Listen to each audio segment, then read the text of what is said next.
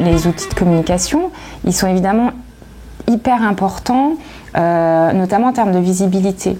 Là, la recherche dont je vous parlais tout à l'heure sur la socialisation des enfants issus élevés dans des familles homoparentales, on a un site internet qui explique l'objet de l'enquête, le nom des chercheurs qui travaillent sur ces questions, fait des références à des travaux, etc.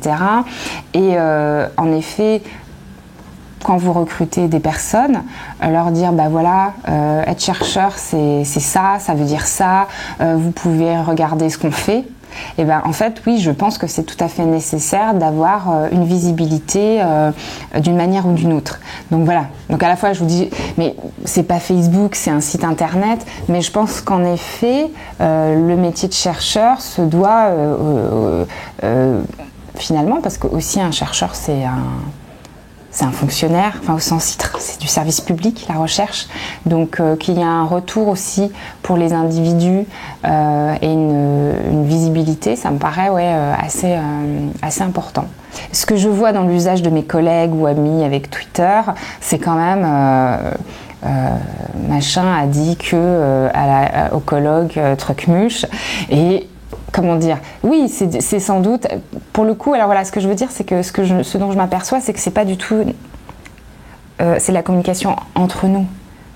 Quelqu'un qui n'est pas follower sur ce truc, ou même, ça n'a aucun sens pour quelqu'un qui est extérieur à la communauté, pour le coup, soit des chercheurs, là des sociologues, et des sociologues qui travaillent sur le genre en particulier.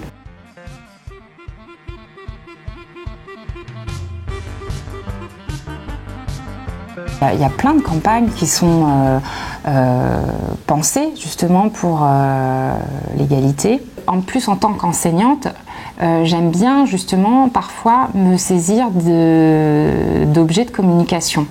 Parce que c'est des visuels qu'on peut mettre en cours, c'est des choses qui parlent aux jeunes, et puis qui nous parlent aussi, qui sont donc je trouve que c'est très important parce qu'une affiche c'est un média, ça dit des choses, ça a un message, et que aussi un message, ça permet de voir quelles sont les normes aussi parfois des gens qui les énoncent, et donc déconstruire ça, c'est très intéressant parce que parfois on voit les préjugés de la personne sur le média, que ce soit une affiche, une pub, etc.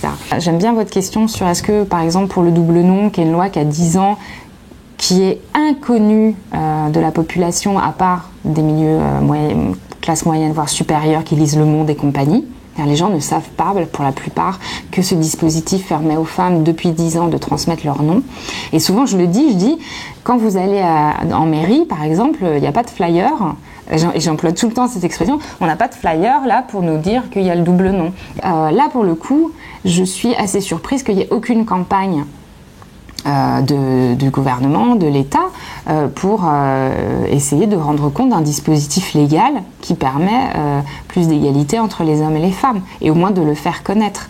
Donc vous avez raison, mais ça par exemple c'est pas le rôle du sociologue de faire, c'est les pouvoirs, ça relève des pouvoirs publics. Alors après on pourrait suggérer aux pouvoirs publics, ou les pouvoirs publics pourraient nous demander qu'est-ce que vous en pensez, comment on s'y prendrait, etc. Mais ce qui est difficile quand on est sociologue aussi, c'est je trouve, c'est cette frontière entre je suis là pour analyser le monde social et est-ce que j'agis dessus ou pas, quoi. Bon, alors moi avec mes objets, je peux dire que il y a une partie prenante. C'est-à-dire quand on décide de travailler sur l'homoparentalité, d'employer le terme à un moment où même le terme était compliqué à employer, parce qu'associer homosexualité et parentalité, c'était déjà perçu comme un acte militant. Alors qu'il n'y avait rien de militant, j'allais enquêter. Les mots ne sont, indiquent justement d'où vous parlez, ce que vous pensez, etc.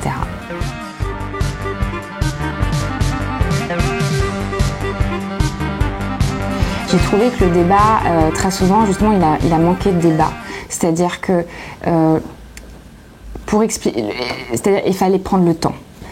Pour comprendre pourquoi il y a le mariage pour tous en 2013, bah oui, il y a un moment donné, il faut se poser 5 minutes, et puis, allez, ou 20, et puis expliquer quand même les transformations sociologiques de la famille depuis les 30-40 dernières années.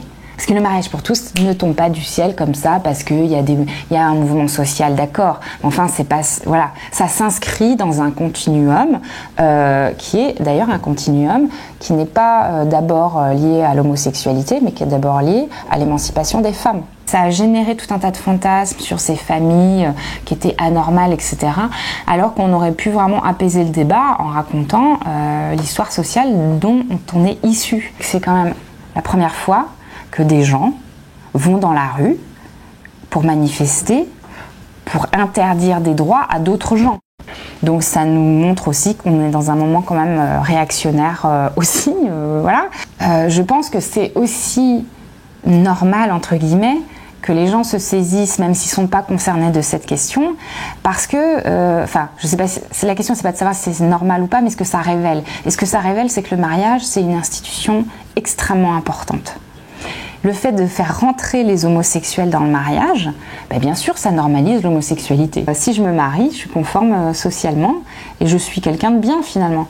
Mais si les gens dont on disait c'est des sous-hommes peuvent accéder à l'institution respectable, peut-être que ça me fait perdre de ma valeur à moi. Les positions sociales qu'on occupe, nos sexualités, nos manières de vivre, etc.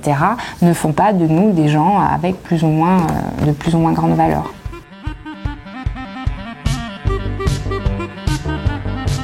Ouais.